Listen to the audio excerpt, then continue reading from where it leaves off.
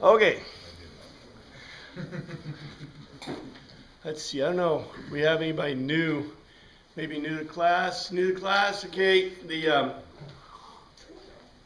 I'll give the quick talk. We're kind of deep. You know, look, we're at session 100, but that doesn't mean it's not a good start because we're basically right at the nearing the end of the 12th chapter.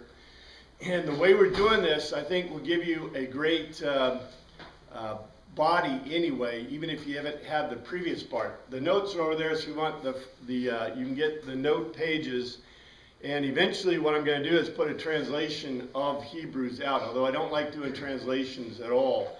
But I've had to do that because this is such a complex book. So the way this works is we have the note pages, we do a little Greek, we do the Greek, we parse the Greek for each of the verses, and then we try to understand it culturally. And if anyone has read ahead,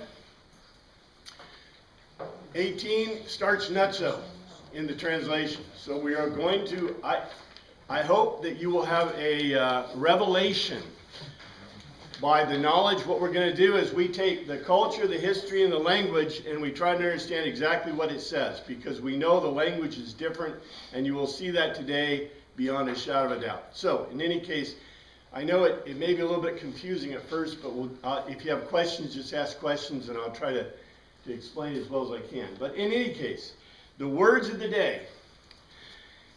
These are pertinent to the specific, and I use, just for those that are new, I use a form that you'll find in your interlinear text. So if you have an interlinear text, I don't usually do the declensions of the verbs or the nouns, but I'll give them directly to you as you'll see them in your interlinear, so you can pick them right out. These are the specific words out of that, and then we'll talk about, you'll see where they fit. These are all from verse 18. This word, this is Thuelle,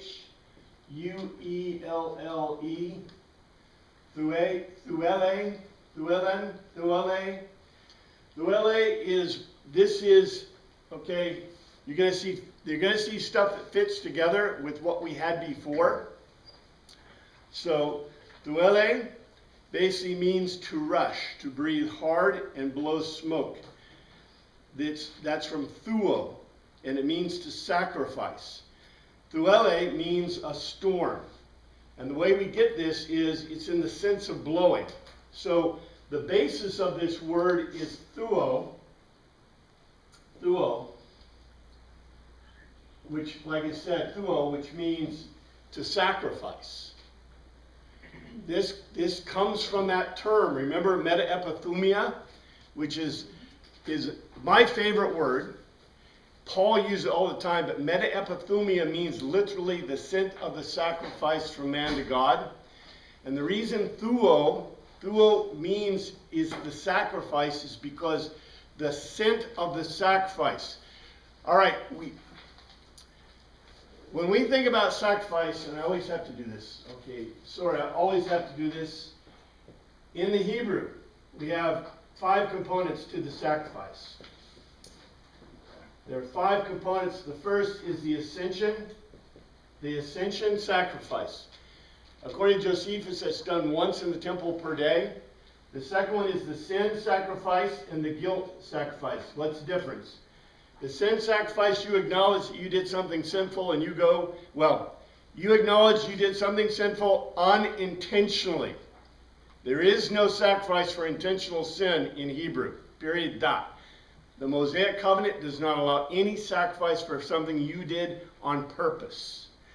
So if you unintentionally sinned, then you can give a sin sacrifice. If you don't know what you did wrong, but it was unintentional, it's got to be unintentional, you can give a guilt sacrifice. So sin or guilt sacrifice. The fourth is the priest sacrifice. The priest sacrifice is what it was is you brought meal, and on top of the meal was myrrh and oil. The myrrh and oil with a little bit of the meal would go into the sacrifice. The rest was eaten by the priest. That was the priest sacrifice. And the fifth one is the Thanksgiving sacrifice. The Thanksgiving sacrifice, you had to do all of these to get to the Thanksgiving sacrifice. This was an immolation sacrifice, a Holocaust sacrifice of everything. This sacrifice was the immolation sacrifice of everything, but the hide went to the priest. This was the meal sacrifice, and like I said, you had to do all of them. So if you went to the temple, you did all these sacrifices. And finally, you would get to the Thanksgiving sacrifice. The Thanksgiving sacrifice is the tithe. Your 10% would go to the tithe, and what you would do in the Thanksgiving sacrifice is you would eat it. What is very interesting about the ancient world is almost every ancient culture had the Thanksgiving sacrifice, but not the others. In our, and I always have to mention this too, John Chrysostom, who made our Mass, who made our Eucharist, who made our services. Matter of fact, every service in Christendom comes from John Chrysostom. And John Chrysostom designed the Eucharist, the service of the Mass, the service that we have. And when in the service you have the Ascension Prayer, it stands in for the Ascension Sacrifice. The next thing you do is confession, sin or guilt, right? The next thing you do is the homily with the offering. And the last thing you do is the Eucharist. He took the pattern of worship from the temple. So just so you know. The thing that's important though is the thuo is the scent of the sacrifice. So what is it? Is it the scent of the ascension sacrifice burning up? No, it stinks. It's terrible. How about the sin or guilt sacrifice? Ooh, yuck. Anybody ever smelt burning animal or fur? Or yeah, is it pleasant? No, it's terrible. How about the priest sacrifice? Now that's a little more fragrant because you got myrrh and some oil with some meal. That doesn't stink too bad. I mean, although if you leave some oil and some meal on your stove and burn it, that's a stinky smell.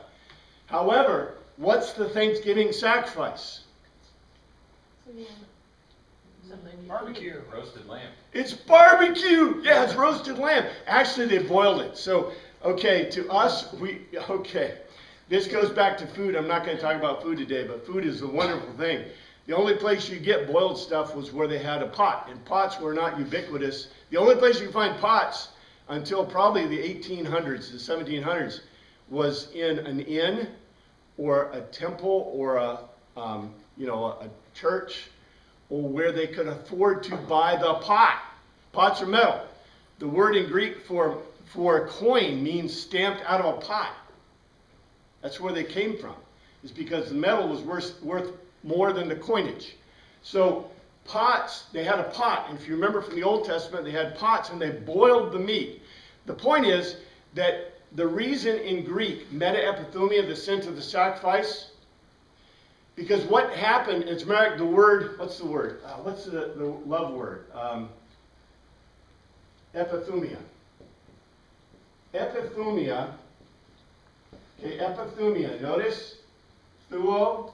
Meta-epithumia means the infinite line. Epithumia means the scent of the sacrifice. This word is translated usually in Greek as lust, but it's not. It's Lust. It's a German word Lust, which means desire, as opposed to the English word lust, which means an inordinate desire. So Lust, it's usually mistranslated in the New Testament, epithumia. But epithumia means the scent of the sacrifice. The reason the word epithumia, what epithumia meant is, what do you think, okay, I have to go back to this. Do you remember how often they ate meat? Not very. Not very. The Hebrews ate meat 6 times a year, if you were a normal person. The Greeks ate meat 12 times a year.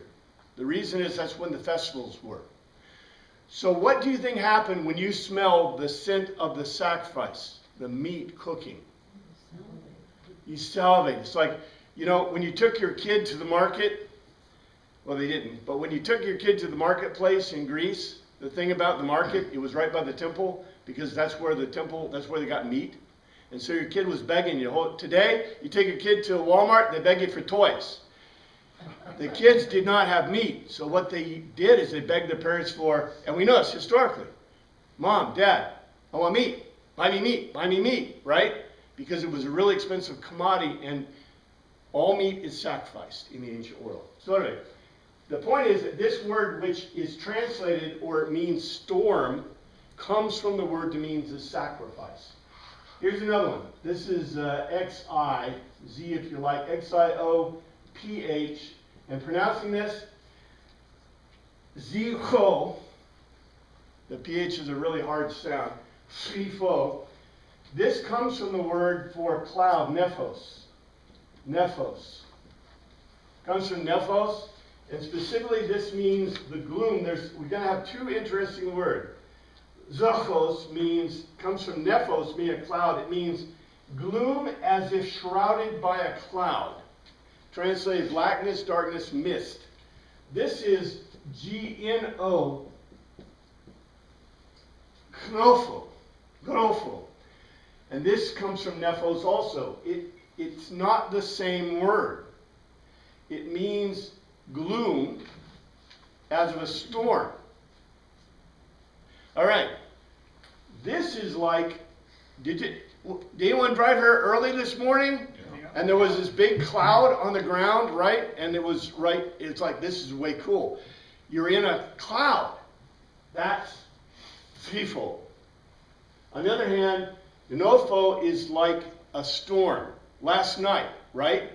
Did you notice that it was dark before it was dark? Because the clouds covered the sky. There are two different words in Greek.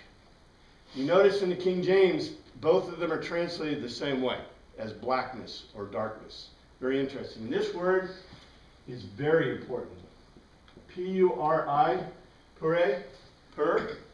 Pur is fire, but you notice in the notes I gave you, it's fire, specifically lightning, because, all right, in the ancient world, okay, we know that lightning, okay, maybe you don't know this, but we're supposed to know that lightning is caused by the change in atmospheric, what's the word I'm looking for? It's electrical discharge in the atmosphere. So in the atmosphere, you get a electrical, what's impedance difference between the ground, the earth is ground, and the sky. And what happens is you get a discharge of electricity. By the way, the discharge from electricity comes from the ground to the sky because it's grounded, although it doesn't appear that way, but that's what happens. In airplanes, you travel along and you start picking up ice, that airplane begins to create electrical potential. That's what I'm looking for, electrical potential. So we know, because we have reached the era of scientific knowledge from the scientific method, that's what causes lightning. What do the Greeks in the ancient, the Hebrews, the Greeks, the Romans, everybody thinks what causes lightning? God. Zeus. Yeah, the gods, Zeus, exactly. Per means the lightning from the gods, or fire from the gods. We translate it lightning, but we know lightning, right? But that's not what it means. It means lightning, it means the fire of Zeus. As a matter of fact, it says, and we've been through this because when we did the Matthew study and the Mark study, do you remember that it says that Simon Peter's mother-in-law had what? Per. She was cursed by Zeus. When you had a fever, they believed, the ancient people believed you were cursed by a god. And if you had a fever, you were cursed by Zeus. That's why they would send you out to an Asclepion. If you were a purebred Greek, you would, if your kid got a fever, if your mother-in-law got a fever, if you got a fever, you would consider yourself cursed by Zeus, and everybody else would too. And you would go to the Asclepion to die, or if you miraculously survived, I mean, sometimes fevers are just temporary, right? If you survived, it's because the god Asclepius basically was able to cure you from the curse of Zeus. So, and this gets deep. I'm not going to go into the depth of this, but it's hugely deep. So, with this in mind, we need to finish 17, and then we'll move on to 18. But 18 is the one where it really, okay. Last time, remember, the translation got weird. This time, the translation gets even weirder. However, when we understand it within the cultural context and also we look at the Greek, it will become very clear, I think. So let's finish up on 17. And the thing I want to finish up on 17 is I want to just repeat Genesis 25:33. If you remember, 16 started with the thing about Esau. So in Genesis 25:29. 28, I'll start 28. Isaac, who had a taste for wild game, loved Esau, but Rebekah loved Jacob. Once when Jacob was cooking some stew, Esau came in from the open country, famished. He said to Jacob, "Quick, let me have some of that red stew. I'm famished." That's why it was called, that is why he was also called Edom. The reason it was called Edom, all right, Edom, Adam. Okay, there's no difference between these words in Hebrew, except context. Hebrew is a very interesting, complex language. And remember, does Hebrew have vowels? So this word is DM, and this word is DM. The only way I know one is Adam and one is Edom is because of context. And by the way, they have the same pronunciation in Hebrew. Adam means red. Edom means red. Okay. The reason that it means red is not, I don't know if Adam was red, maybe he was. Red, pink, whatever. But it means of the earth. The earth, okay, it was Georgia red clay that every human being was made from, okay? But Adam and Edom, he knows it says he was called Edom because he was red. Because he had a red complexion, maybe his beard was red, I don't know. Jacob replied, first sell me your birthright. Look, I'm about to die. Esau said, that's a real Greek statement. I'm about to die. What good is a birthright to me? But Jacob said, swear to me first. So he swore an oath to him, selling his birthright to Jacob. And Jacob gave Esau some bread and some lentil stew. He didn't even get meat. He got lentil stew. That's terrible. He ate and drank and then got up and left. So Esau despised his birthright.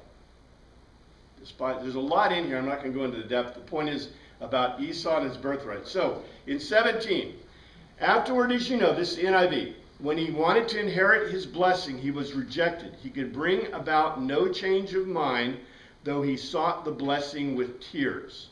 So let's look at let's parse it in the Greek. And you know the parse in the notes I gave you. For means gar, assigning a reason. Yino, esemi, to know. How that, hote, that or because. Afterward, metapia, thereafter. When he would, thelo, to determine, have inherited. Kleronemo, to be an heir to. Kleronemo, we've had that word before.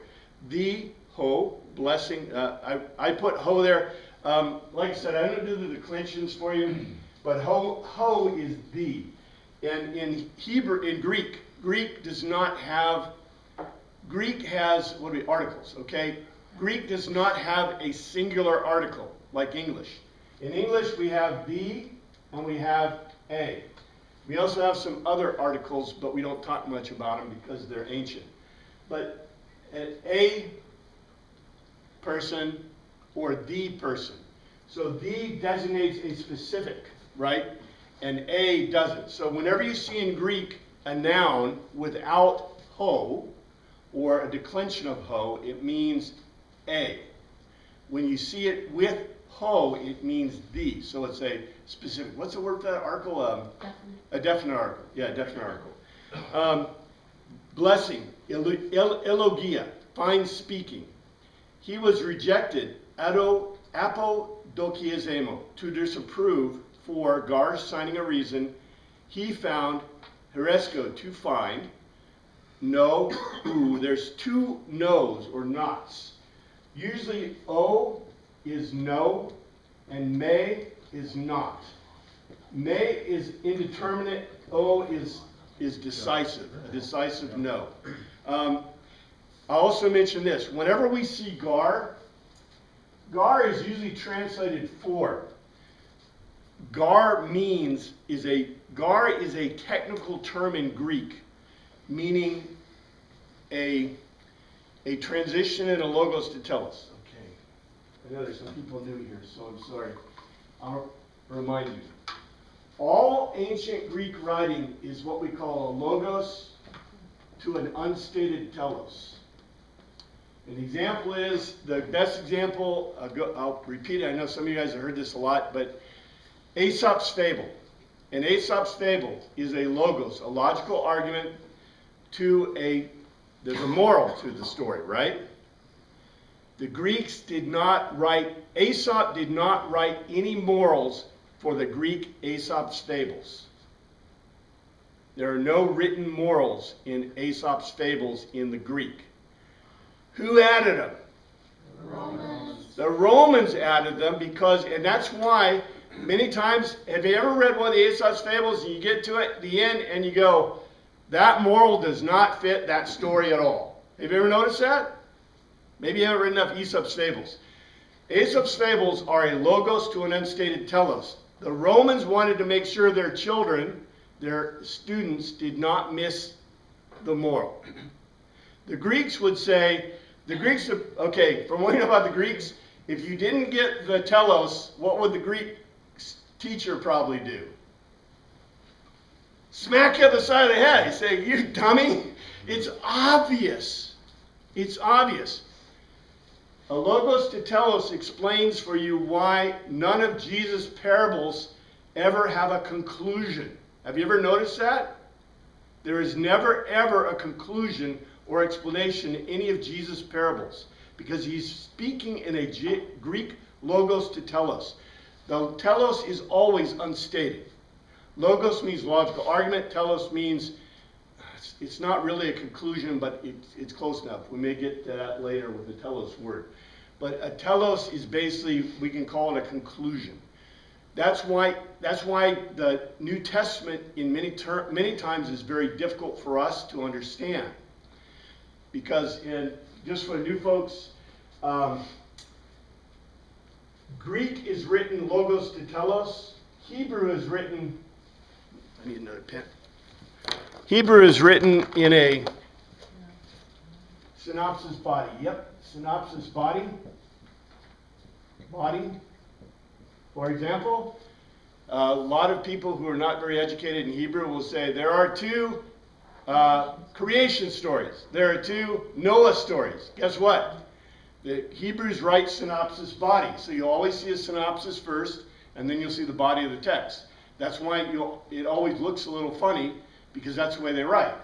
In English and Latin, we write intro, body, and conclusion. If you don't, you need to start. Because that means you did not, your English teachers are crying because they didn't make it clear to you. When you write in English or Latin, it's intro, body, conclusion. So do you see where their problem here lies? If the Greeks are logos to telos, that's basically a body of text to an unstated conclusion. But you're looking for? Intro, body, conclusion. Yeah, you want an intro. What are you going to tell us about, right? And then you want the body, which is a logos, and then you want them to tell you what the conclusion was, right? But guess what? The Greeks never will tell you. Ever. Because if you did, that's a total breach of their thinking style, right? Likewise, the Hebrews. We're looking for an intro, body, conclusion. The Hebrews go, well, I got kind of an intro. Here's the short version. Yeah, here's the short version, here's the long version. By the way, the greatest example of this is the 10 words, the 10 commandments, right? The 10 commandments are the synopsis of the law. So it's not good if you just read the synopsis, you got to get the body of the text too. That's why people get so confused, right? They don't know what the body of the text is. Anyway, this is the differences between these ancient writing and different writing, and this is why we sometimes have problems. So, let's continue. We are about the middle. He found, Heurezko defined, no place, topos, a spot of repentance, metanoia. Compunction is metanoia, not repentance. Though, kepir, and indeed. Kepir, and indeed. He sought, execto, he searched out it, autos himself. This is interesting because Altos is not it. They gave us a wrong pronoun here. It's a reflexive pronoun. Carefully, previous, execto, with, amid, meta, amid, tears, dakru. Okay, so let's see what it says. Here's literal, all right? Literal in Hebrews especially is always a little difficult, but I'll give it to you. Assigning a reason to know that or because hereafter to determine to be an heir to the fine speaking, to disprove assigning a reason to find no spot compunction, and indeed to search out himself amid tears. All right. Here is a more normative English. Like I said, I don't like to translate this, but I'm having to give you one because this Greek is so complex. Assigning a reason, you know that because thereafter he determined to be an heir to the fine speaking. An heir to the fine speaking. So he wanted, remember, what was the fine speaking? The eulego? The fine speaking, what's that? The blessing? Yeah, the blessing from whom? Jacob. Yeah, from his father, right? So he wanted the blessing from his father. In fact, he went and begged for the blessing from his father. And his father said, I'm not going to give you. I already gave the blessing to your brother, right? So, assigning a reason, you know that because thereafter, he determined to be an heir to the fine speaking, to the blessing, he was disapproved. Assigning a reason, he found no spot of compunction, and indeed he searched out himself amid tears. Now, okay, I'm not going to pound the translators too much. I don't think it's a great translation. Afterwards, as you know, when he wanted to inherit this blessing, he was rejected. He could bring about no change of mind, though he sought the blessing with tears.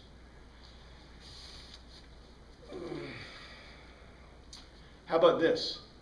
Was Esau convinced?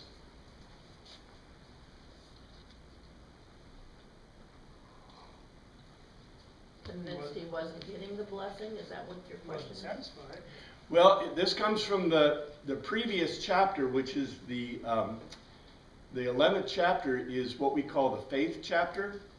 But we learned there is no word for faith in Greek. The word for Greek is called pistis. Pistis means to be convinced of a logical argument. So when I say was he convinced, was Esau convinced? No. Really?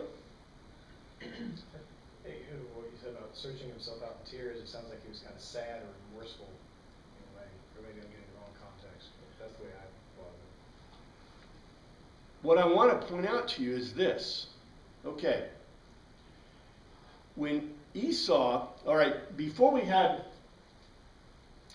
this whole thing, as we know, is written, and this is what we've been trying to do. I'm trying to show you, and I think we have conclusively proven, but we're going to even prove it even more today, that this was written to the people of Alexandria.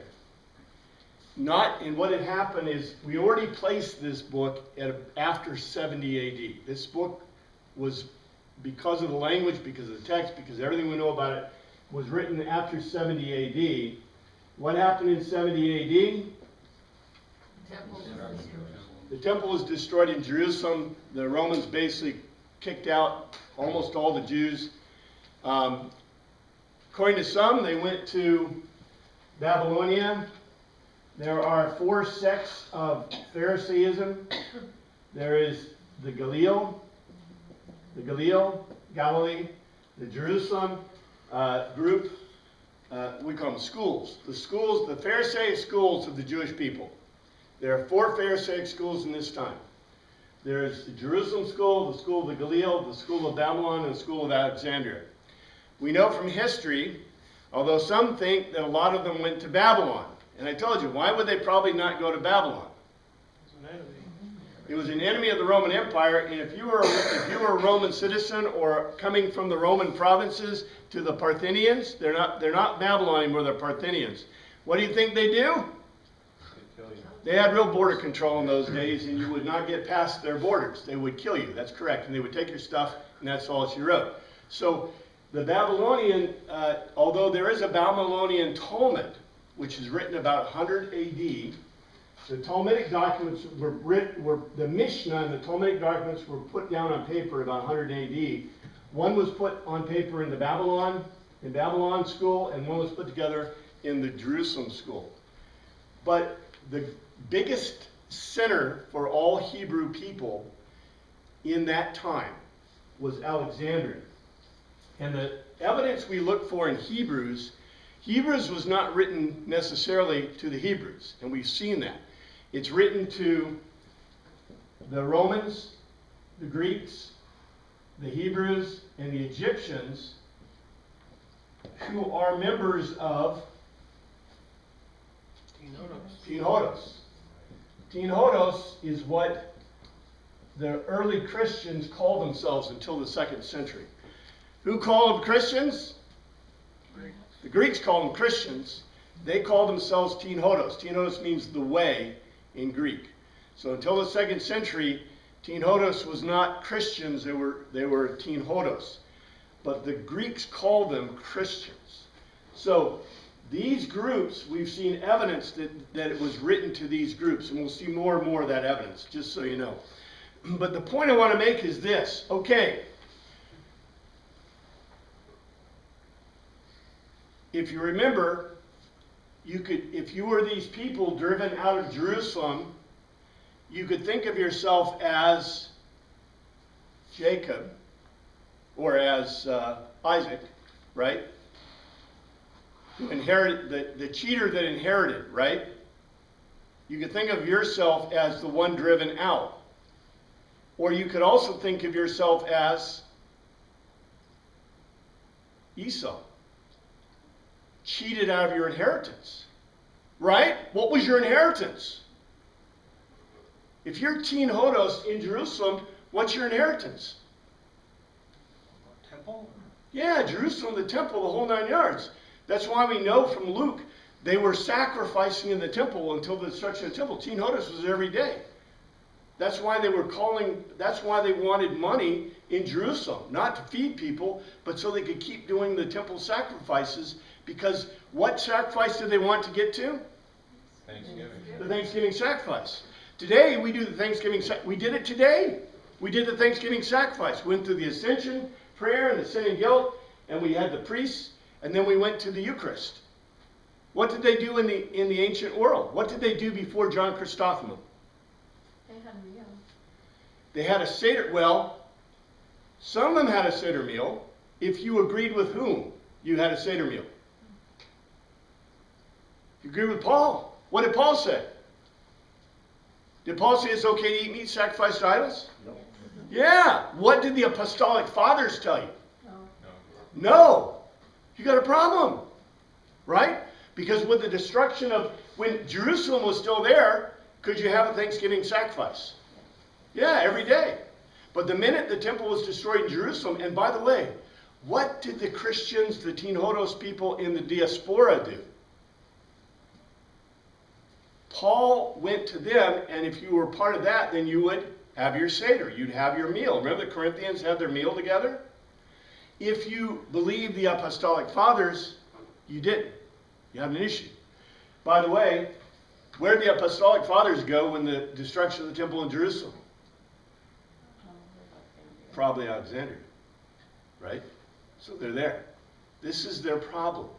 This is one of the problems of Hebrews that the Hebrew writer is writing to us about. So anyway, I know I'm trying to catch up. So if you haven't been in class, I'm trying to catch up with some of the concepts. I know we've heard this before. Maybe it's a good review. In any case, wisdom, the book of wisdom from the Apocrypha does have a apocryphal thing from this. So let's see. It's Wisdom 12:10, and I don't put it in rabbinic context. For those who've not heard, whenever you see any quote or allusion in the New Testament, number one, it came from the Septuagint, which is a Greek translation of the Old Testament. And number two, it is always in rabbinic context. There are no verses, there are no chapters, there are no breaks in the text. So when there's a quote of a statement from anywhere, it means you're supposed to take the full context. We call it rabbinic context, the whole context of that thing. So I try not to read the whole chapter as I should. In wisdom, I should read the whole wisdom 12, but I'll just give you wisdom 12:10. It's an apocryphal document. But judging them little by little, you gave them an opportunity to repent, though you were not unaware that their origin was evil and their wickedness inborn, and that their way of thinking would never change. That's wisdom. We also have a Genesis 27:30.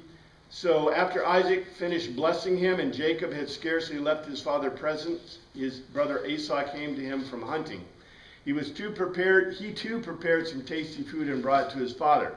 Then he said to him, remember, he likes meat, and he got, I think he got meat from Isaac, or from Jacob, but he definitely got meat from Esau. He prepared some tasty food, got his father. He said to him, my father, sit up and eat some of my game so that you may give me your blessing. His father Isaac asked him, who are you? I am your son, he answered, your firstborn Esau. Isaac trembled violently and said, who was it then that hunted game and brought it to me? I ate it just before you came, so I blessed him, and indeed he will be blessed. And Esau heard his father's words. He burst out with a loud and bitter cry and said to his father, bless me too, my father. But he said, your brother came deceitfully and took your blessing. And Esau said, isn't he rightly named Jacob? He deceived me these 2 times. He took my birthright, now he's taking my blessing. And then he asked, haven't you reserved any blessing for me? And Isaac answered Esau, I have made him lord over you, and have made all his relatives his servants, and I have sustained him with grain and new wine. So what can I possibly do for you, my son? And Esau said to his father, do you have only one blessing, my father? Bless me too, my father. And Esau wept aloud. His father Isaac answered him, your dwelling will be away from the earth's riches, away from the dew of heaven above. You'll live by the sword, and you will serve your brother. But when you grow restless, you will throw his yoke from off your neck. And Esau held a grudge against Jacob because of the blessing his father had given him. And he said to himself, the days of mourning for my father are near, and I will kill my brother Jacob. When Rebekah was told what after his older son Esau had said, she sent for the younger son Jacob and said to him, your brother Esau is consoling himself with the thought of killing you. Now then, my son, do what I say. Flee at once to my brother Laban in Haran. Stay with him for a while until your brother's fury subsides. When your brother is no longer angry with you and forgets what you did to him, I'll send word for you to come back from there. Why should I lose both of you in one day? So, as I said, if you were kicked out of Jerusalem, out of your heritage, you could consider yourself either Esau or Jacob, right? What I wanted to do is make sure you don't think, I don't think the Hebrew scholars here are totally negative about Esau. The way it's translated, it sounds terribly negative about Esau. But the point about Esau is in the Greek, that assigning a reason, you know that because thereafter he determined to be an heir to the fine speaking, to the blessing, he was disapproved. Assigning a reason, he found no spot of compunction, and indeed he searched out himself amid tears. He searched out himself amid tears. Remember, and I brought it back to you, I'm calling this the Paideia chapter. Paideia means to train or tutor, to train, the training chapter. We had the chapter about being convinced, and now we have the training chapter.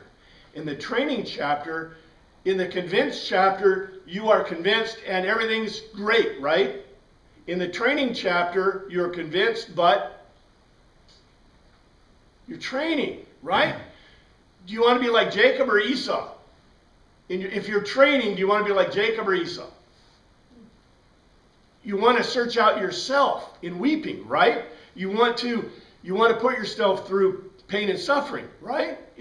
Because did Esau end up being okie doke? Except for Edom. Wasn't he the father of Edom? Yeah, which is really bad. But anyway, poor Esau got the rough end of the stick for a long time. But the point is this. This is about training. And so then we get into 18. All right. Remember, this is a logos to telos. Should we have a huge change of thought? Should there be a huge change of thought in the middle of our logical argument? It should all be marching in the same direction. It should be all marching in the same direction. And then we get this. You have not, this is the NIV. You have not come to a mountain that can be touched, and that is burning with fire, to darkness, gloom, and storm. We were just talking about what? Esau. Esau. And now what are we talking about? Mountain. A mountain? Okay. You've not. Did we have a mountain before? Did we have any storm or gloom or whatever? No. It just. What did it suddenly do? I would say it went off the rails here. Okay. It totally went off the rails. The translators. Okay. Let's see what it really says in the Greek. That's where we get our. That's where we get saving, right? Let's see what the Greek says. For, gar, assigning a reason. Er is added but implied by the noun, by the verb. Not, come, per skeromai, to approach. Unto is added, mount, oros, a mountain, that might be touched. It's sphalpheo, to manipulate. And kai is and. I just throw kai in so you know, but that's, whenever they don't have the correct conjunction, but that is the correct conjunction, and. That burned, kao, to set on fire with with lightning fire from Zeus. Nor, it's not nor, it's and, kai, unto gnophos, gloom as of a storm, and kai, darkness, zophos, gloom as shrouding like a cloud, and kai, tempest, thuella, a storm in the sense of blowing. Here's a literal translation. Assigning a reason not to approach a mountain to manipulate, and to set on fire, lightning fire from Zeus, and gloom as of a storm, and darkness, gloom shrouding like a cloud, and a storm in the sense of blowing. And here's the translation. I know we need a translation. Assigning a reason, do not approach a high place like an altar or a temple. Do not approach a high place. Okay. It did not say ho. Ho would be the mount, right? The mountain. It said a mountain, an oros, right? The point is, what are we talking about here? Why do you approach a mountain? First of all, when you're Hebrew, when are you approaching the mountain? In Hebrew thought. When you go to the temple. Yeah, the temple. Where is it? It's in Jerusalem. Jerusalem is on the mountain, right? So in my Hebrew, when I'm approaching the mountain or the city, right, that's Jerusalem and the temple. It doesn't say the, it says a. Now, if you are a Jewish, okay, this is if you're a Hebrew that is of the correct Hebrew. If you're a was a Samaritan. If you're a Samaritan, right? More original Jewish than the Jewish people coming from Babylon. But if you're a Samaritan, where did you worship? You were going to what mount? Salem or the other one? What's the other one? Yeah, Meretz Herzl. You would go to the mountains, right? To worship. Who went up to mountains? Not everybody. Whenever you were going up to the temples were put on temple mounds. Anyone been to the Acropolis? Where's the Acropolis? It's not down at the bottom? No, it's way up on top of a hill. If you go to any Greek temple, it's up on a mountain, it's up on a hill, it's up above, right? So, truly assigning a reason, assigning a reason, do not approach a high place, and I added in like an altar or a temple because that's the point. To manipulate and make a sacrifice, which produces a cloud of smoke and shrouding like a cloud, and the smoke of a sacrifice. Okay, this chapter is about paideia, about training. Remember what we talked about training? Training in the Greek is, I shouldn't use that corner, that's our special corner, but training in the Greek is about athletics, right? About military training, and about poetical, I can say poetical, whatever. That would be more like what we consider regular education or training. That's what Greek training is all about. Okay. If you read my book, The Second Mission, you know what's in there. If you've read any of the Greek stuff about gymnasiums, what was always in the gymnasium for those who were using the gymnasium to train? What was always available to them? Anybody know?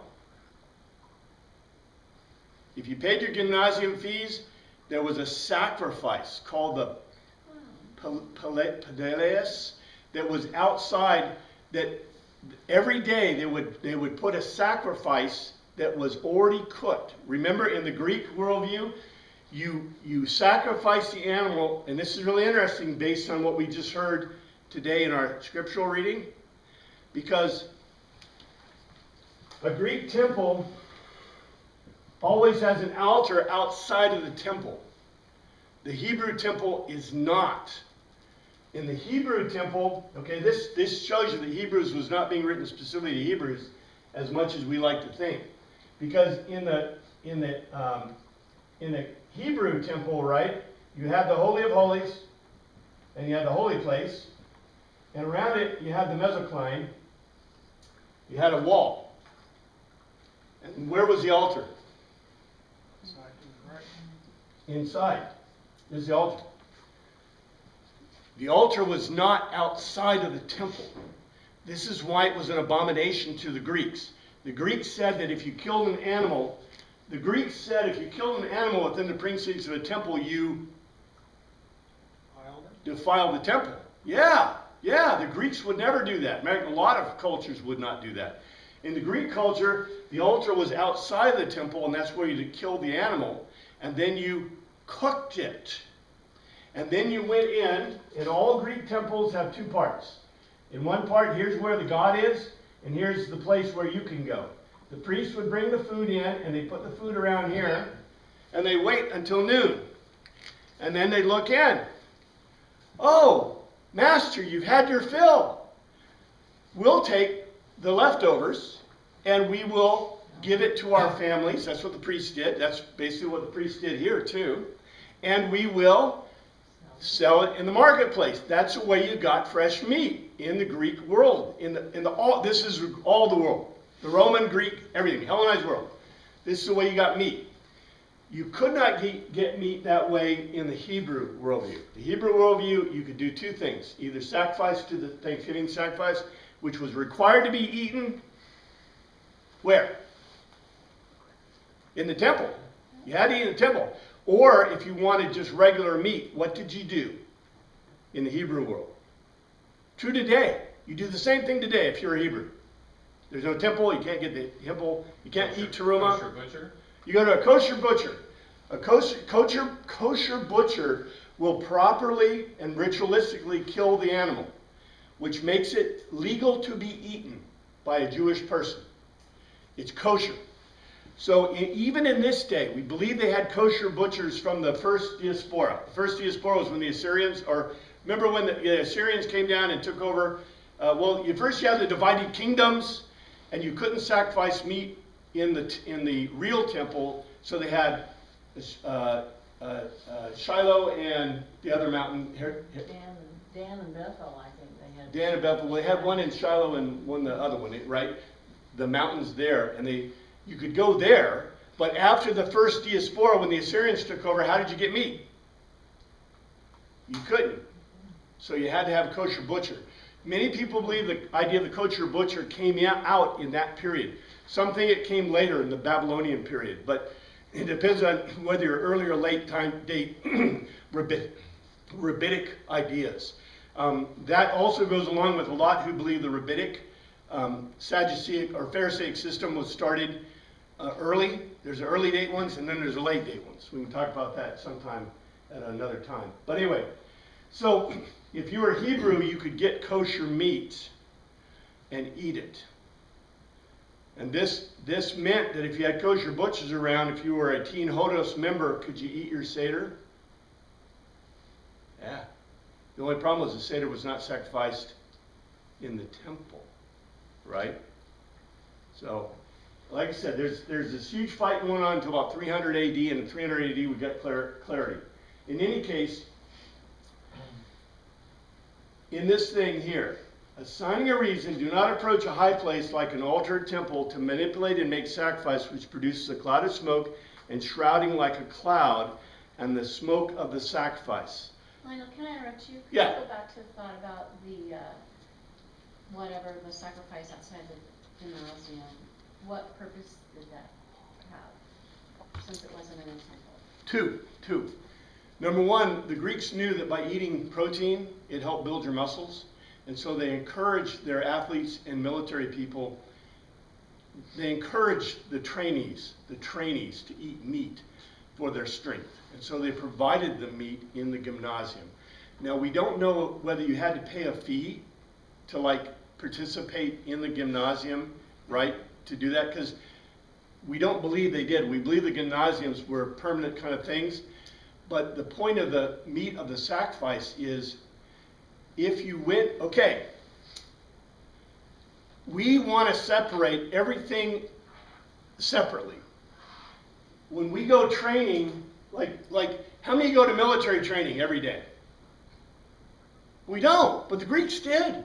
Every Greek male, you know, they would go to athletic training every day. Some of us do that. They would go to, you know, philosophic training every day. In this chapter, what have they been encouraging us to do from the beginning? What should we do? Train like the Greeks. You know, they don't mean it euphemistically. So if you go to gymnasium, what's the other part of that training in the gymnasium that has to do with this right here? It's religion. Train your brain. Well, they believe that part of your brain training was the religious training. And by the way, this is a problem, right? Why is this a problem? Well, Christians that worship the gods. Well, there's an even worse problem. When you trained, remember, it said, gunesmos, you trained naked. So what does that mean for those who are Hebrews in Teen Hodos or Egyptians in Teen Hodos? The Egyptians circumcised, you know that? The Scythians, the Egyptians, and the Hebrews all circumcised their kids. So if you are training and you're circumcised, what does that immediately do? It identifies you and separates you from the thing. A lot of the Hebrews that did not want to be Hellenized, this was one of the huge fights of the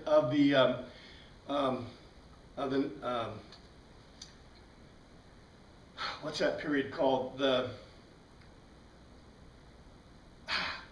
to my tongue, 275 BC was when the hammer, Maccabees, the Maccabean period. In the Maccabean period, one of the huge problems was the Maccabees revolted, according to the apocryphal documents, because Jonas, who was the high priest, was encouraging the priests to uncircumcise themselves and also to participate in the baths, which in the gymnasium, which means he was encouraging them to be Hellenized. And there was a huge fight. You know, the Maccabeans took over the area because of that. And, you know, they were being circumcised in certain places was viewed as very negative. What do you think it was like in Alexandria?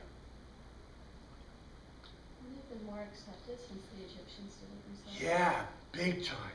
So, in other words, when you went to the gymnasiums or the baths, you'd see lots of men who were circumcised because Egyptians were circumcised and the Hebrews were circumcised. Scythians didn't hang around there. They were like barbarians. That's okay. The Greeks thought everyone was barbarian if they weren't Greek. But the Greeks and the Romans were generally uncircumcised. So they could all participate, and you notice, right?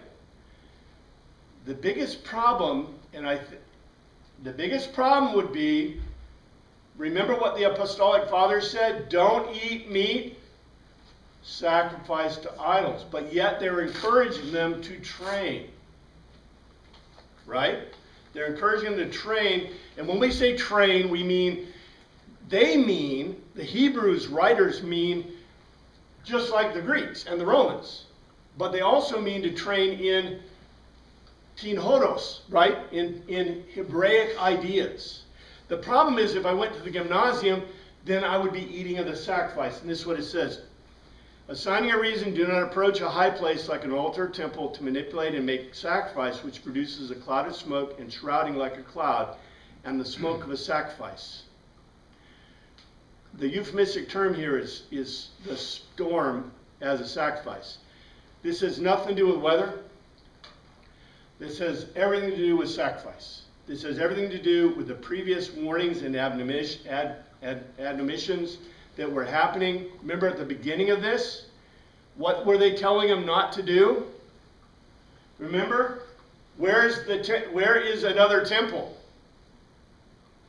The Jews had another temple in Alexandria. Matter of fact, there are 3 temples that we know about right now in the world. Before 70 AD, there were 3. Jerusalem had a temple, the Essenes had a temple, and the Alexandrians had a temple. Okay, after the destruction of Jerusalem, there were 2 temples. Well, Mysia was destroyed, about the same time, 70 AD, right? So, we don't know if the temple for the Essenes was at Mysia, but now there's only 1 temple. So, the people in the diaspora from Jerusalem who came to Alexandria, and this was the warning in the early part of Hebrews, don't continue in the temple sacrifices. Why? It's not a valid temple. It's not a valid sacrifice. They were, and you remember, think of it as like Lutherans, right? Think of it as being good Lutherans in Jerusalem. And every day you're going to the church to get your Eucharist, your Thanksgiving sacrifice. And then they destroy it. But God said only do it there. Of course, we're good Lutherans. We'd set up a church down in Alexandria and we'd have our Eucharist there. But that's after John Chrysostom. The Apostolic Fathers told you what? You can't eat meat sacrificed to idols. And guess what? Meat sacrificed in a foreign temple, even though it's to Jehovah God never told them to build a temple in Alexandria. So you have that problem. So this is a warning. This is all still about training. And so I'm really upset about their translation. We'll get even more into it, more depth into it. But this specific admonition is about meat and about sacrificing meat. So with this background, okay, look ahead. Look ahead a little bit and see what it says. And your translation isn't really good enough to be able to give you as good a grasp. But if you look at the notes I give you here, you might be able to tease a little bit out of it. But as we go next week, what I'll explain to you is exactly what they're talking about as we get into 19. Because they actually use words and terms that are well known in the culture of the ancient world that are not familiar to us, but they're obvious in the Greek. Thank you, Father, for your word. Pray you look after us this week. In your name we pray. Amen.